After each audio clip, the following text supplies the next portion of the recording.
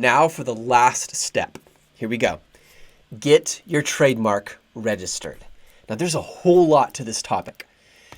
Here's what's important to know, however. There are three things you can trademark: your logo, your name, and your slogan. Those are the three things. I recommend you begin with the name first, especially if you're limited on time and capital, because that is the hardest thing to change later on.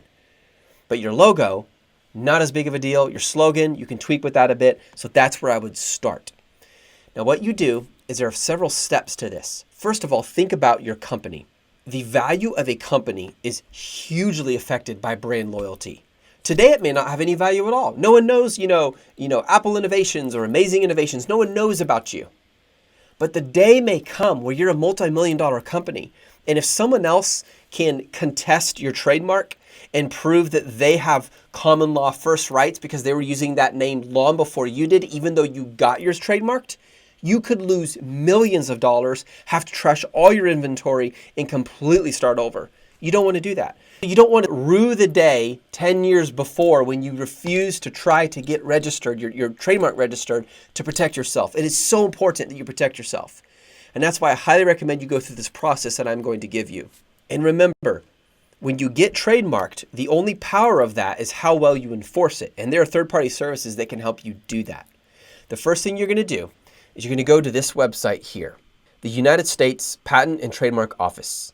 And from here, you're going to click on trademarks or just hover over trademarks.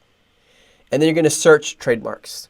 And if you're searching for names, you're going to click on this button here, search trademarks. And then go to the first one, basic word mark search. And you're going to type in the name you are trying to find out if anyone else has been registered at USPTO.gov. If you don't find them, that's great, but that's only the first level. Because if you, based on that, I don't find anyone else. And by the way, when you're looking, you need to look for misspell, similarly spelled words.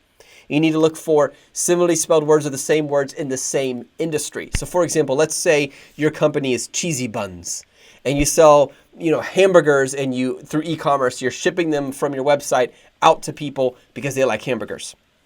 And you're looking here and you find another company called Cheese Buns. And they are a fast food restaurant that also ship from online. May not be hamburgers, but it's fast food. That is a conflict of interest. They could sue you if you don't take down your name. So that would be an example where you do not want to use Cheesy Buns as a name. But let's say your name's Cheesy Buns and you find Cheese Buns, and instead of it being about food, it's about losing cellulite off the butt. And so this company is all about helping people lose fat off the butt where cellulite can develop. Now, because they're in a completely different industry, you're good. Even though the name is similar, even the same, completely different industries, you're fine because you're going to file for a category that's specific to what you are trying to sell, and they filed for a different category, therefore there's no conflict of interest. Now keep in mind though, if it's a very well-known brand like Starbucks or McDonald's, and when someone sees your brand and that makes them think McDonald's, not only could that company come after you, even if you're selling something completely different, because it's so well known, it is a conflict of interest. But second, you will always live in the shadow of that company. You don't want someone seeing your brand and thinking, Starbucks, and you're actually selling drumsticks. That would not be good. You will always be in their shadow and you'll never get to the success level you want. So stay away from anything that someone could perceive as a well-known brand. Be as unique as you can. Once you've searched at USPTO.gov, understand that is just a first level search. If your next step is to file with the United States Patent and Trademark Office and request for a registration for your trademark, they will do the same search you did. And if they don't find any competitors, they may approve your registration. And once it's been published in the Gazette, which is their publishing place where it gives other contesters a certain amount of time to contest that in case they think there's a conflict of interest. And if it doesn't get contested, you could get registered with your trademark. But then let's say 2 years down the road, someone contacts you and says, hey, by the way, I've been using that same name for a business that does something very similar. You can't use that name because I have common law first rights use. This can happen. And the USPTO cannot protect you from that. So it's very important that you only use USPTO as a first level search before you file with them. The second thing you need to do is you need to go to knowem.com. This is a place where you can find out if anyone else is using your handle. So for example, if Cheesy Buns is the name of your brand and someone says Cheesy Buns at Twitter, then or at Cheesy Buns for their handle for Twitter, then this is going to limit your marketing ability. Not only is it good to do this to make sure that someone else is not already using it in the same category that you sell in, but it's going to limit your ability to market yourself if you use these social media websites who've already taken that name.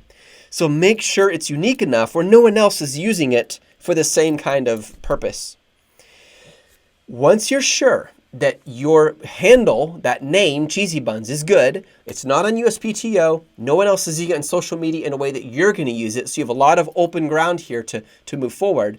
The third level, and this is very important, you need to hire CompuMark, Trademark Research and Protection, and ask them to do a full, thorough research for you.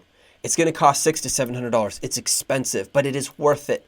Because if your company is worth more than $600 or $700 down the road, and I promise it will be if you follow these principles correctly, it's going to cost you way more. They will do an extremely thorough research. Now, this is the same company that Susie Hickson uses. Now, if you hire her to do it for you, it's going to be more like $1,200, obviously, for the time she does, putting it all together, communicate in a way that's super simple and easy for us to understand because we're not lawyers. You're going to pay, about double. But that's fine. If you're valuing your time, you have the capital to do that. But if you're doing it on your own, I recommend you go to CompuMark. It's www.compumark.com. Once you've gone to compumark.com and you are absolutely convinced that no one else is using it, you are ready to register your trademark at uspto.gov, the United States Patent and Trademark Office, the same place you did your first level search. You register it with them, and it's going to take anywhere from 5 months to a year. It's a slow process. Be patient. Typically, it's around $275 to register. Unless you get down to a really specific category, then it's only $225, but it's worth it. Register with them and wait and be patient. And if no one contests it when they publish it in their publication, Gazette or the Gazette, then you are good to go. You have your trademark. Now, what do you do in the meantime? If you have not even touched trademarking yet, and you have a name, and your name is Cheesy Buns, we'll keep using that one, you can use the little TM superscripted symbol next to your name. It's a way to notify others that you are claiming this as your trademark. And then once you're registered, that TM becomes an R with a circle around it, which means registered. Once you've been approved, your actually trademark is covered all the way back to the day you filed for the trademark or when you first started using the trademark, whichever came first. So there's a lot of protection once it's been approved. Now keep in mind, after you've done this, the work is not done. Your trademark is only as powerful as you enforce it. So I recommend you find someone at a very low cost who can monitor it for you and make sure there's no one else out there using something similar or the same for the same industry you're selling in. That's how you enforce it. And you can get a lawyer to send them a letter to scare them off to keep it from happening. Look, I had this happen to me, completely innocent, when I was selling vapes online, and I did not realize that my name was really close to another company that was called Mountain something else. Mine was Mountain Vapes. There was like Smoky Mountain Vapes. And so they actually sent me a really scary letter, and it scared the heck out of me because I didn't know what I was doing. I was new to entrepreneurialism, but it really works. It will keep your trademark protected. There are several companies you can use for this. One of them is CompuMark. Not only can they do the thorough research for you, but they can also monitor it. You can also use Marksman. These guys are really good. They do the same thing. They will monitor your trademark to make sure no one else is using it. And if they do, they'll notify you right away. Remember, I know there's a lot here, a lot of information, a lot of things you need to do. Please keep in mind, if your mind is to build a strong, powerful company in the future, do due diligence to protect it now and to do what you need so that you can move forward with confidence and not be afraid of other people stealing the value off of your company. Because there are two kinds of people attracted to success. Some want to learn from you, and others want to take from you. Protect yourself from the takers, help and invest in the people who want to learn. That's where community is. This is where cheating is. I hope this has been really helpful for you. If you have any questions, post it on the Facebook group. Let us know. There are several expert Amazon sellers in this group who have a lot of experience with this, and I hope you're having an awesome day. Keep going, don't give up, and I will see you next time.